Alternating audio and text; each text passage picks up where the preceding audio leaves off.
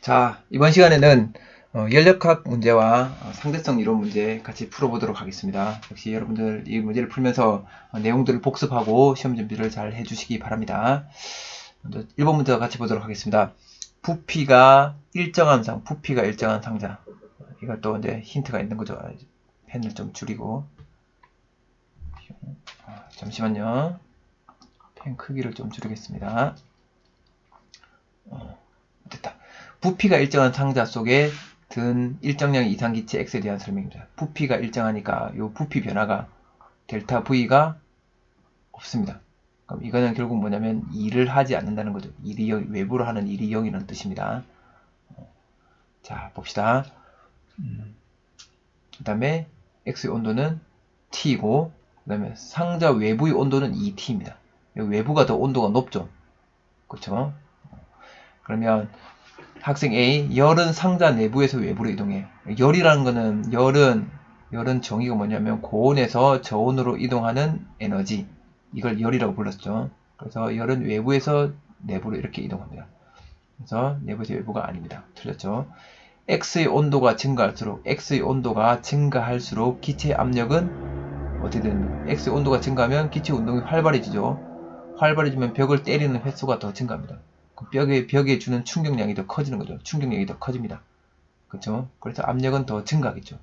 틀렸습니다. 이거는 또 왜 이렇게 우리 생각할 수 있냐면, 부피가 일정하니까, 만약에 때릴 때마다 부피가 늘어나 버리면 압력이 또 낮아질 수 있는 거죠. 또는 압력이 일정하게 갈 수도 있는 거고, 그래서 이런 경우는, 부피가 일정한 경우에는 우리가 이렇게 해석을 할 수가 있습니다. C. 상자 내부와 외부의 온도가 같은 상태를 열평형 상태라고 해. 이건 열평형 상태의 정의를 잘 얘기하고 있죠. 그래서 C만 정답이 되겠네요. 2번으로 넘어가겠습니다.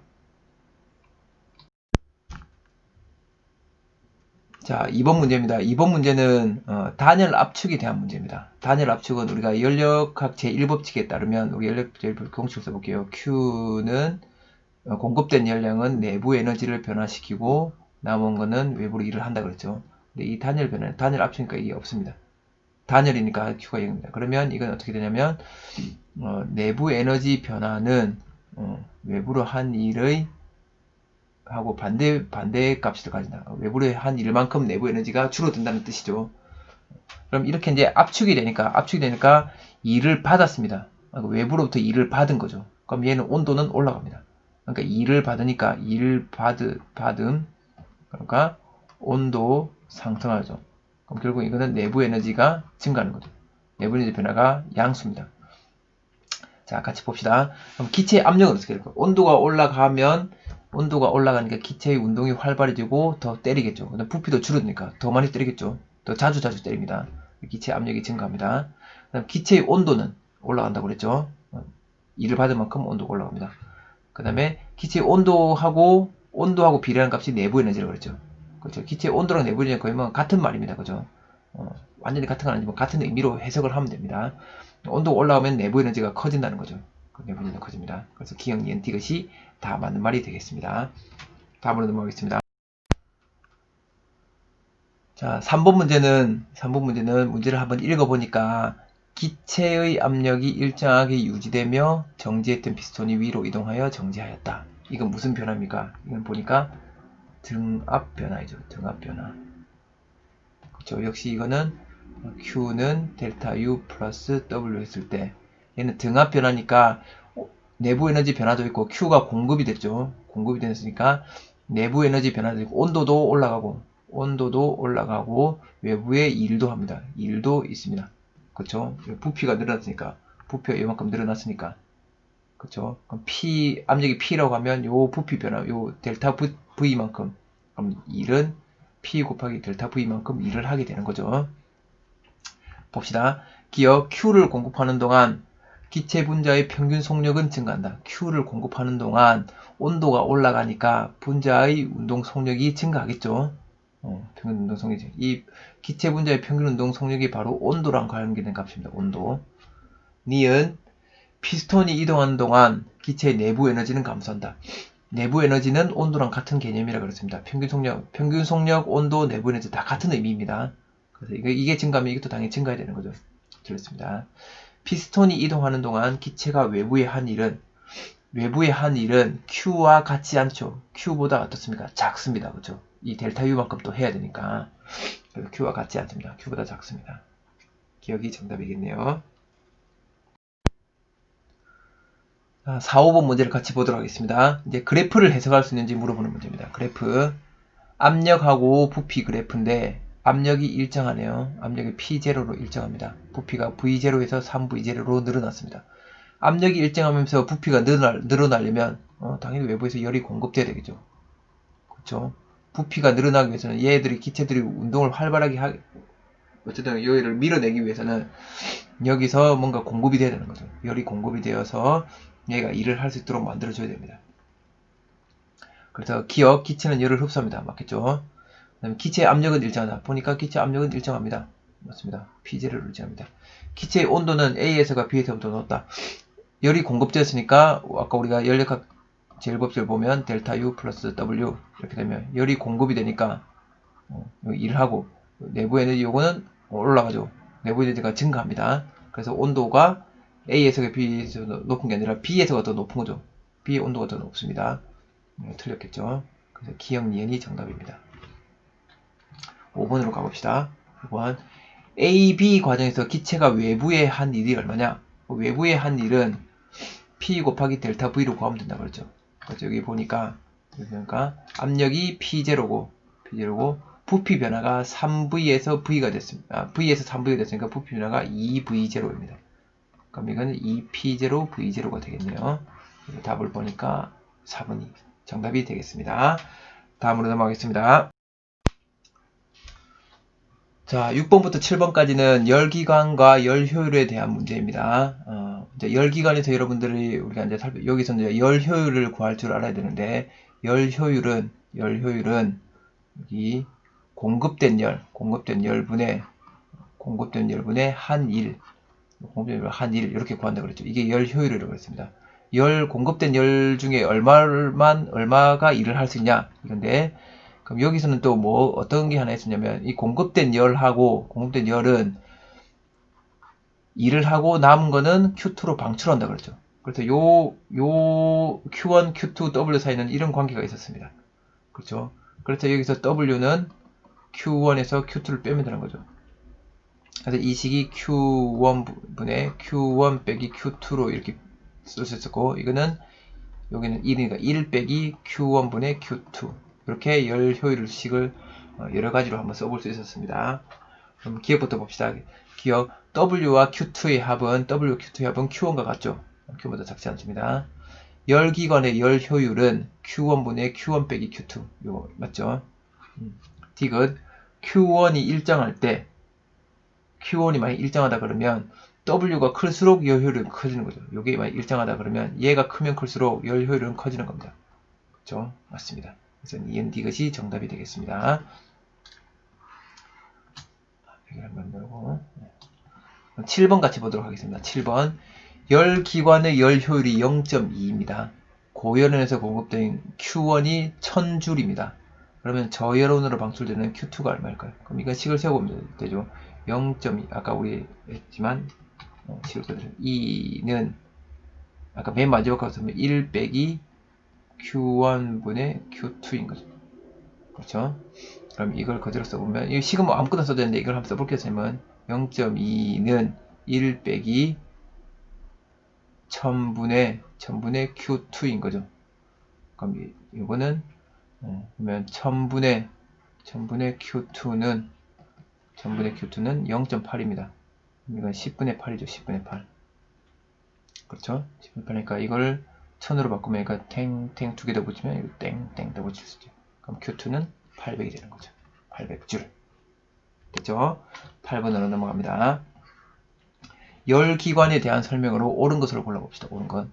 카르노 기관의 열 효율은 1이 될 수 있다. 카르노 기관도 어떤 열기관도 열 효율이 1이 될 수 없다 그랬죠. 틀렸습니다. 열은 스스로 저열원에서 고열원으로 흐른다. 열은 반드시 스스로 흐르는 것은 높은 데서 낮은 데로 흐른다 그랬죠. 틀렸습니다. 어떤 열기관이든 카르노 기관보다는 열 효율이 크다. 아니면 카르노 기관이 열 효율이 제일 높은 기관이라고 그랬습니다. 또 틀렸습니다. 열을 모두 1로 변환할 수 있는 열기관을 만들 수 있다. 열을 모두 1로 변환할 수 있는 열기관이 열효율이 1인 열기관이죠. 절대 만들 수 없습니다. 한 번의 순환 과정을 거치면 열기관의 내부 에너지 변화는 없다. 맞죠? 맞습니다. 그렇죠? 그래서 우리가 Q는 델타 U 플러스 W인데 한 번의 순환 과정을 거치면 내부 에너지 변화가 없으니까 이 변화가 없죠. 그래서 Q하고 W가 같았습니다. 그래서 이 Q라는 것은 뭐냐면 공급된 열에서 빠져나간 열, 이게 총 기간에 열기간에 공급된 열인 거죠. 이것만큼 일하는 거죠. 그래서 이게 아까 위에서 나왔던 그 공식이 되는 겁니다. 다음으로 넘어가겠습니다. 9번 문제를 같이 보도록 하겠습니다. 9번 문제는 등적 변화에 관한 문제입니다. 그래서 같이 살펴보니까 가에서 P0, V0였던 이단 기체에 Q열을 공급했더니 열량 Q를 공급했더니 이게 3P0, V0가 되었습니다. 그럼 등적 변화죠. 등적 변화입니다. 그러면 등적 변화는 우리가 연력학 제일법칙에서 보면 Q는 델타 U 플러스 W인데 등적에 대한 부피 변화가 없으니까 외부에 일을 하지 않았습니다. 그래서 공급된 열이 모두 내부 에너지 변화에 쓰였습니다. 기억 봅시다. Q를 공급하는 동안 기체의 온도는 증가합니다. 그렇죠. 증가했다는 걸 그 결과가 뭐냐면 온도가 증가하니까 압력이 증가하는 거죠. 막 이렇게 치니까 더 속도 빠르게 막 치니까 압력이 증가하게 되는 거죠. Q를 공급하는 동안 기체는 외부 일을 하지 않는다. 부피 변화가 없으니까 일을 하지 않죠. 디귿 가에서 나 과정에서 기체의 내부 에너지 변화량은 Q와 같다. 연력학 제1법칙에 따라서 내부 에너지 변화량은 Q와 같습니다. 그래서 맞습니다. 그래서 기억님 디귿이 다 맞는 거죠. 이거 서술형 문제. 서술형은 뭐 그냥 넘어가도록 하겠습니다. 기체 압력값 이거 한번 여러분 나타내 보시고 압력소도 열밥을 빨리 줄 수 있는 이유는 압력이 높아지면 열을 공급하는데 외부 일을 하지 않으니까 온도가 막 더 빨리 올라가는 거죠. 그렇죠? 온도가 빨리 올라가서 단시간 내에 밥을 지을 수 있는 겁니다.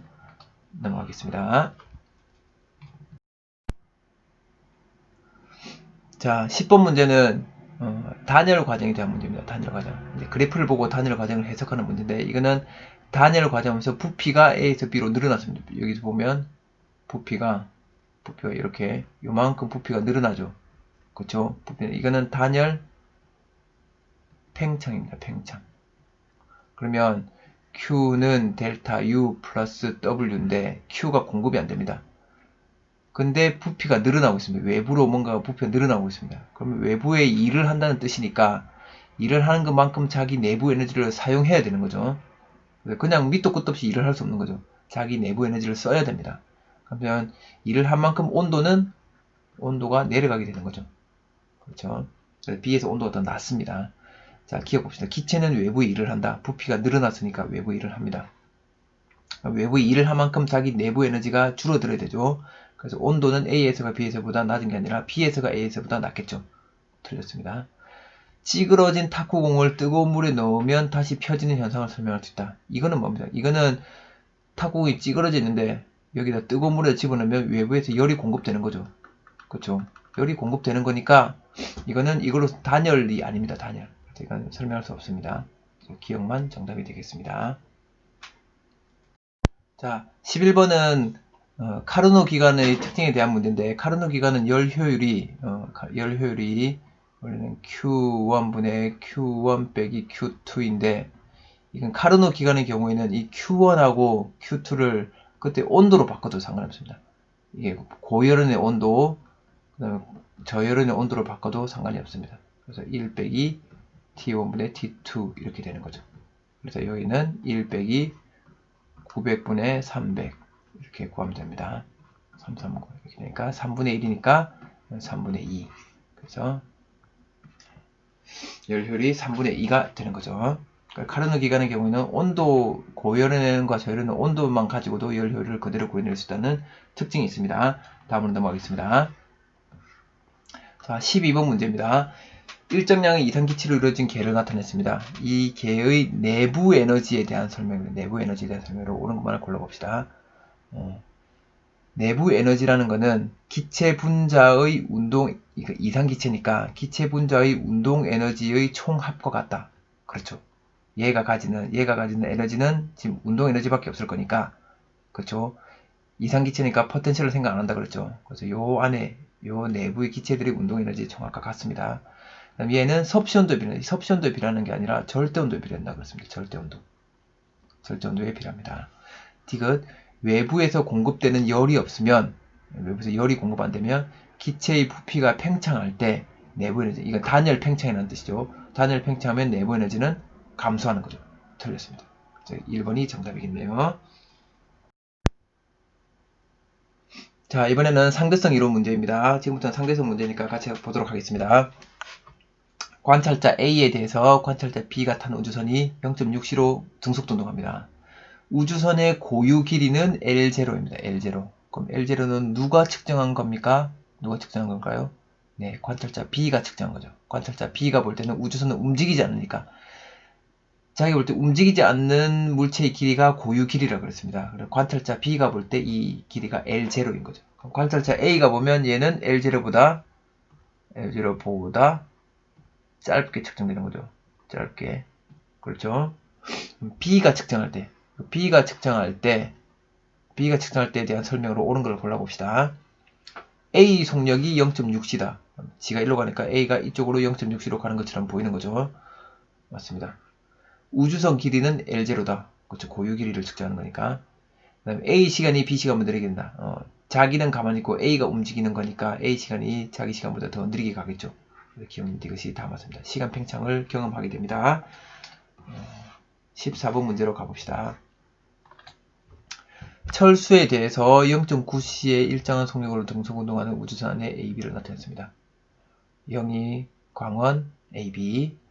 근데 여기 보면 철수가 측정할 때 광원에서 AB까지의 거리는 각각 L입니다. 철수가 측정할 때 광원에서 AB까지 거리는 각각 L입니다. 여기서 여러분이 잘 봐야 될 게 뭐냐면, 광원에서 B까지는 운동 방향과 수직이니까 얘는 길이 수축이 안 일어나죠.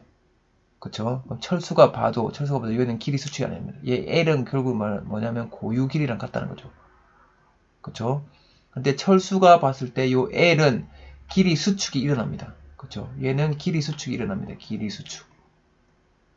근데 고유 길이하고 더 짧게 된 애랑 원래 길이인 애랑 길이가 같게 보인다는 거는, 그러면 실제로 고유 길이는 광부터 A가 더 길다는 거죠. 그럼 영희가 볼 때는 여기가 더 길다는 거죠.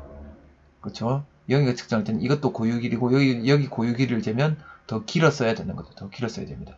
그래서 철수가 볼 때는 얘가 줄어들어서 얘랑 길이가 같아진 거고, 영희가 볼 때는 더 긴 거죠. 그렇죠? 이 정도 파악이 되면 이제 되겠습니다. 기억, 영희가 측정할 때 광원과 A 사이의 거리는 L보다 크죠. 그렇죠? 틀렸습니다. 영희가 측정할 때 광원에서 발생한 빛이 B에 도달하는데 걸린 시간은 속력분의 거리니까, 빛이 가는 거는 빛의 속력은 C, 영희가 볼 때 빛의 속력은 C죠. C. 거리는 L입니다.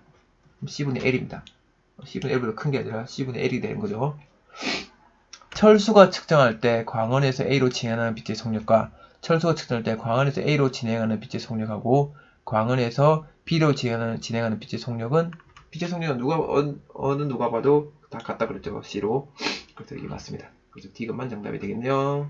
다음으로 넘어가겠습니다. 자, 이번에는 뮤온의 수명에 관한 이야기입니다. 같이 한번 보도록 하겠습니다. 뮤온의 좌표계에서 관측할 때, P와 지면 사이의 거리는 L입니다. 뮤온에서 볼 때는 P와 지면 사이의 거리는 지금 길이 수축이 일어난 거죠. 이건 길이 수축이 일어난 값입니다. 길이 수축이 일어나서 L인 겁니다. 그럼 뮤온의 수명은 T입니다. 뮤온은 자기 자신은 정지했다고 생각하니까 이건 요 T는 바로 고유 시간입니다. 고유 시간. 자기 수명은 그냥 엄청 짧은 시간이거든요. 엄청 짧은 시간인데 길이 수축이 일어나서 도달할 수 있는 겁니다. 그렇죠? 그럼 이에 대한 설명을 옳은 것만 골라봅시다. P와 지면 사이의 고유 길이는 L이 아니죠. L보다 큰 거죠. 이건 길이 수축이 일어나는 값이 L인 거죠. 영희가 관측할 때 뮤온의 수명은 T보다 깁니다. 그죠? 이거는 시간 팽창이 일어나니까 영희가 관측할 때는 맞습니다. 영희가 관측할 때 P와 지면 사이의 거리는 이제 영희가 관측할 땐 고유 길이가 되는 거죠. 그래서 L보다는 크게 되는 거예요. 작지 않고 큽니다. 틀렸습니다. 그래서 니은이 정답이 되겠네요. 다음으로 넘어가겠습니다. 관측자 A에 대해서 정지해 있던 입자 X를 가속시켰더니 X가 A에 대해서 V의 속력으로 운동했습니다. 그럼 A가 측정할 때 정지한 X의 질량은 M입니다. M. 이게 정지 질량이거든요. 정지 질량. 정지 질량이 M인 겁니다. 그럼 A가 측정할 때 이에 대한 설명을 옳은 것으로 한번 골라봅시다. 정지한 X의 에너지는 이 질량이 에너지가 된다 그랬죠. 그래서 mc제곱 맞나요? 맞습니다. V의 속력으로 운동하는 X의 질량은 속력을 가지고 운동을 하게 되면 이제 질량이 정지 질량보다 커진다 그랬죠. 틀렸습니다. X를 더 가속시키면 V가 빛의 속력보다 클 수 있다. 어떤 경우도 빛의 속력과 같아질 수 없죠. 이 질량을 가진 물체의 경우에는 빛의 속력에 도달할 수가 없습니다. 틀렸습니다. 됐죠? 넘어가겠습니다. 봅시다. 관찰자 A가 탄 우주선에서 빛이 바닥과 천장 사이를 왕복하는 모습을 B가 관측한 겁니다. 이렇게. B가 볼 때는 이렇게 갔다가 이렇게 가는 것처럼 보이겠죠. 그렇죠? 그럼 A가 측정한 물리량이 A가 측정한 값이 B가 측정한 값보다 작은 것만 골라봅시다. 작은 것만. 자, 빛의 속력은 누가 봐도 같다 그랬죠. 틀렸습니다. 빛이 왕복하는데 걸린 시간. A가 볼 때는 자기는 이렇게 왕복하지만 B는 이렇게 왕복합니다. 그럼 A가 더 짧게 걸리겠죠. 맞습니다. 왕복하는 동안 빛이 진행한 경로. A는 경로가 이런 경로지만 B는 이 경로로 가죠. 경로가 A가 더 짧습니다. 그렇죠. 그래서 이것이 정답이 되겠습니다. 다음으로 넘어가겠습니다. 자, 이번에는 철수가 우주선을 타고 있고 민수가 그걸 지켜보고 있습니다. 철수는 행성 P에서 Q까지 0.8시의 속력으로 이동하고 있습니다. 그럼 여기 보니까 철수가 P에서 Q까지 가는데 걸린 시간이 T라고 합니다. 그럼 이거 누가 측정할 때? 민수가 측정할 때. 민수가 볼 때 얘가 여기까지 가는데 걸린 시간이 T만큼 걸렸습니다. 시간이 T만큼 걸렸습니다. 그러면 민수가 측정한 이 시간 T는 고유 시간일까요? 아닐까요? 고유 시간일까? 아닐까? 결론은 고유 시간이 아니죠. 고유 시간은 어떻게 측정한다 그랬냐면 어느 한 지점에서 일어난 두 가지 사건 사이의 간격이라고 했습니다. 민수가 볼 때는 한 지점에서 일어난 게 아니라 여기 P라는 지점 하나를 통과하고 Q라는 서로 다른 두 지점을 통과할 때의 시간 간격을 구한 거죠. 그렇죠? 철수 입장에서는 자신의 이 우주선 앞쪽에 P가 철수 입장에서는 이 행성하고 민수 행성 Q가 이렇게 확 지나가니까 그렇죠. 이쪽 0.8C로 지나갈 거니까 철수 입장에서는 우주선 앞쪽에서 여기 한 지점에서 행성 P가 지나가고 그 다음에 행성 Q가 딱 지나갈 때 시간을 재면 그때 자기 행성 P와 Q 사이를 지나가는 시간이 되는 거죠. 그래서 철수가 잰 게 고유 시간이 되는 겁니다. 그렇죠.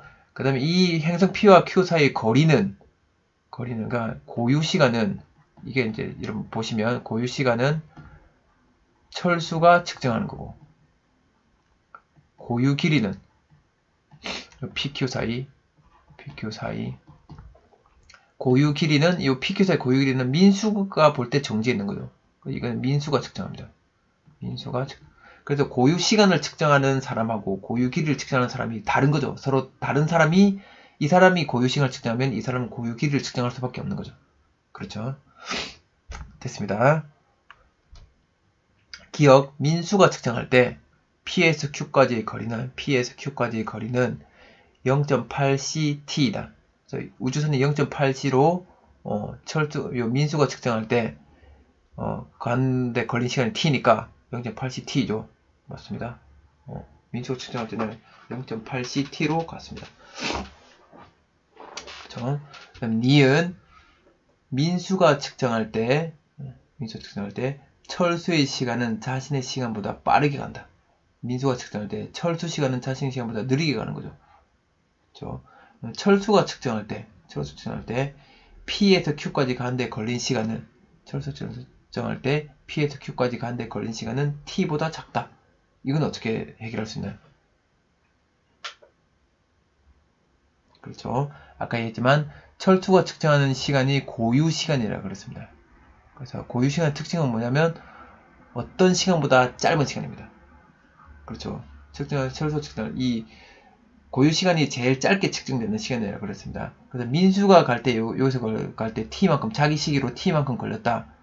그럼 철수는 그보다 더 짧게 걸려. 시간 지연이 일어나니까 민수 시계가 1, 2, 3, 4, 5, 6, 7 갈 때 철수 시계는 1, 2, 3, 4 이렇게 가는 거죠.